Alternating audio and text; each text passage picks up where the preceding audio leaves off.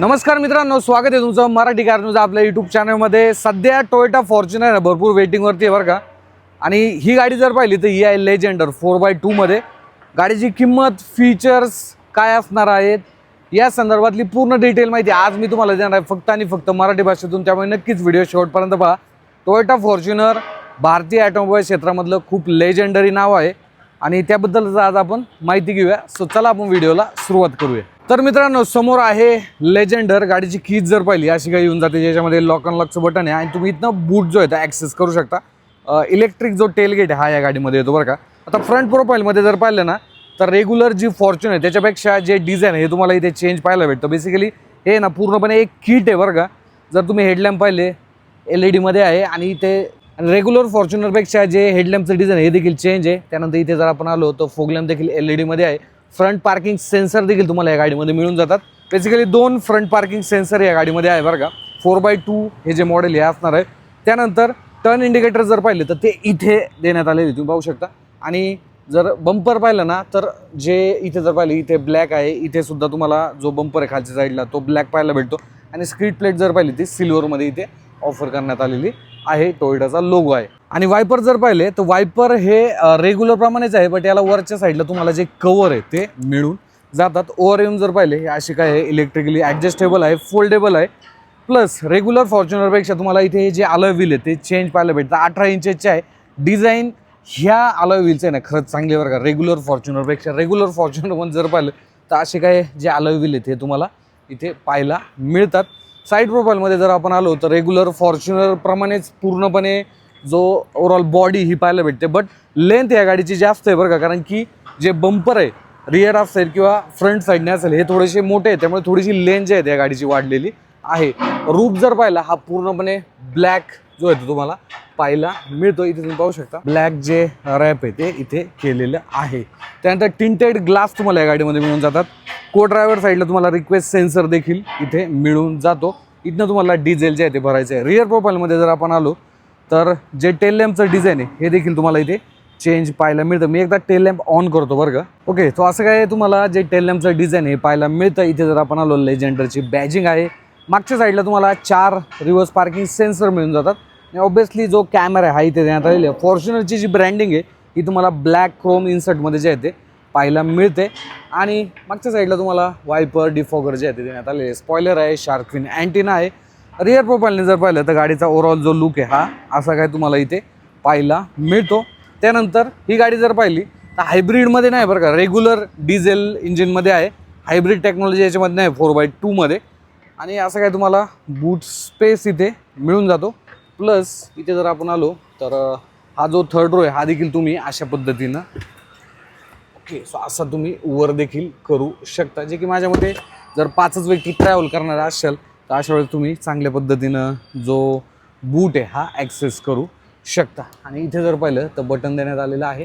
So हे button आपण एकदा प्रेस केलं की जो बूट स्पेस आहे हा क्लोज होऊन जातो। आणि कीजने सुद्धा तुम्ही जो बूट स्पेस आहे हा बंद करू शकता किंवा ओपन देखील करू शकता। बाकी साईड प्रोफाईलने जर आपण विचार केला तर गाडी अशी काय जी आहे तुम्हाला पाहायला मिळते। आपण एकदा गाडीचं इंजिन पाहून घेऊया, कारण की इंजिन देखील या गाडीचं जर पाहिलं तर महत्त्वाचं जे ते असणार आहे। प्लस फूट स्टेप देखील तुम्हाला इनबिल्ट मिळून जातात बरं का, या तुम्ही पाहू शकता। आणि ऑब्विसली फॉर्च्युनरमध्ये ज्या फूट स्टेप आहे ते असणं गरजेचं आहे, कारण की गाडीच एवढी मोठी आहे। ओके, तर मित्रांनो हे आहे 2.8 लिटरचं 4 cylinder turbojet diesel engine, legendary diesel engine बरं का भाई। खरंच रिलायबल, कुठलाही प्रॉब्लेम नाही। जवळपास कंपनी जे ARI सर्टिफाईड मायलेज आहे 14चं आहे।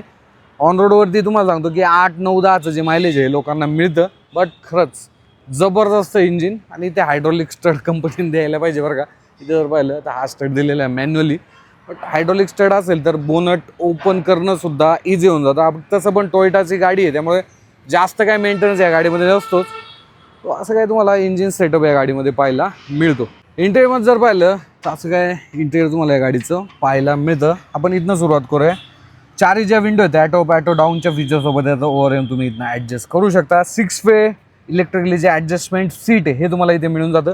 व्हेंटिलेटेड आहे बरं का। असं काही सीट्सची क्वालिटी ही तुम्हाला इथे पाहायला मिळते। इथे जर आपण आलो तर स्टेअरिंग व्हील असं काय आहे, हायड्रॉलिक स्टेअरिंग येतं बरं का या गाडीमध्ये अजून सुद्धा। व्हॅल्यूम अप डाऊन तुम्ही मोड जे आहे ते चेंज करू शकता, म्हणजे बेसिकली मीडियाचे आहेत. फोन रिसीव्ह कट जे आहे तुम्ही इथनं करू शकता. इथे जर आपण आलो तर इथे MID जो आहे तो तुम्ही सेट करू शकता. क्रूज कंट्रोल जर पाहिलं ते इथे देण्यात आले, तुम्ही पाहू शकता. तो खूप ओल्ड जे हे क्रूज कंट्रोलचं बटन आहे हे इथे तुम्हाला पाहायला मिळतं. ओल्ड स्टाईल आहे बट ठीक आहे. इंजिन पुश स्टॉप बटन इथे देण्यात आलेलं आहे. त्यानंतर पेडल शिफ्टर देखील तुम्हाला या गाडीमध्ये मिळून जातात बरं का. तुम्ही पाहू शकता इथे हेडलॅम्पचे कंट्रोल आहे. इथनं तुम्ही वायपरचे जे कंट्रोल ते सेट करू शकता. गाडी ऑन करूया बरं का. ओके, म्हणजे गाडी थोडीशी हलते बरं का. इथे आतमध्ये बसल्यानंतर थोडासा AC आपण ऑन करून घेऊया. ड्युअल क्लायमेट झोन AC बरं का या गाडीमध्ये. बाकी ही स्क्रीन आहे त्याच्यावरती देखील आपण येऊया. इथे जर आपण आलो तर हा इन्स्ट्रुमेंट क्लस्टर आहे. इथे RPM मीटर आहे, इथे स्पीडोमीटर आहे. कुठलाही डिजिटल कन्सेप्ट हा नाहीच. इंजिन टेम्परेचर, इथे फ्यूल गेज आणि बाकीचे इथे तुम्ही बेसिक गोष्टी या गाडीमध्ये पाहू शकता. इथे जर आपण आलो तर इथे क्लॉक देण्यात आले, तुम्ही पाहू शकता, जे की तुम्ही सेट करू शकता. बाकी स्क्रीन आहे 8 इंचची. वायरलेस काहीच नाही आहे, वायरने जे आहे ते तुम्हाला कनेक्ट करायचं आहे. पॉट्रॉनिक्सचा एक डोंगल येतो बरं का, जो की तुम्ही स्क्रीनवरती पाहत असाल. सो त्याच्या थ्रू तुम्ही डायरेक्ट USB जर ते डोंगल इथे कनेक्ट केलं खालच्या साईडला तर तुम्ही वायरलेसली जे आहे त्याला कनेक्ट होऊ शकता.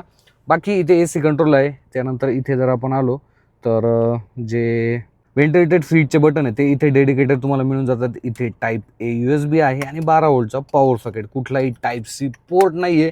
इथे कीज ठेवण्यासाठी जागा आहे आणि वायरलेस चार्जर देखील तुम्हाला इथे डेडिकेटेड मिळून जातो.